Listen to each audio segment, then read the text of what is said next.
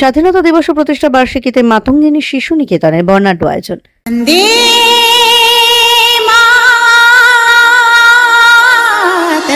আমাদের একটি দিন কেটে যায়, আরেকটি নতুন দিন আসে, কিন্তু এর মধ্যেও কিছু দিন থাকে যা গৌরবে অনন্য, স্মৃতিতে চির উজ্জ্বল। তেমনই এক পবিত্র গৌরবময় দিন হলো 15ই আগস্ট, ভারতের স্বাধীনতা দিবস।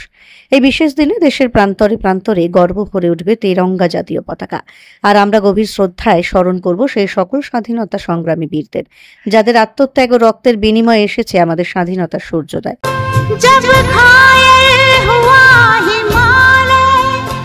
ওই ঐতিহাসিক দিনে মাতঙ্গিনী এডুকেশন ট্রাস্টের পরিচালনায় মাতঙ্গিনী শিশু নিকেতনে 25 বছর পূর্তি উপলক্ষে নেওয়া হয়েছে বিশেষ আয়োজনের পরিকল্পনা।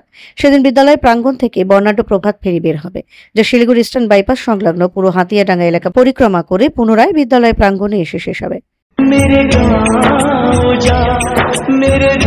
পরে বিদ্যালয়ে জাতীয় পতাকা উত্তোলন ও জাতীয় সঙ্গীত পরিবেশন করা হবে।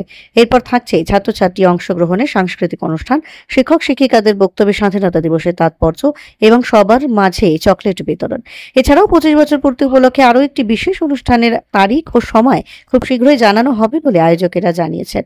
হাতিয়াডাঙ্গা ও আশেপাশের এলাকার বাসিন্দা, ছাত্রছাত্রী ও অভিভাবকদের আন্তরিক আমন্ত্রণ জানিয়েছেন বিদ্যালয়ের প্রতিষ্ঠাতা ও অন্যতম পরিচালক সঞ্জীব কুমার দাস। মাতঙ্গিনী শিশু নিকেতনের এই গৌরবময় যাত্রাপথে ও আয়োজনের সাফল্যে সবাইকে পাশে থাকার আহ্বান জানানো হয়েছে।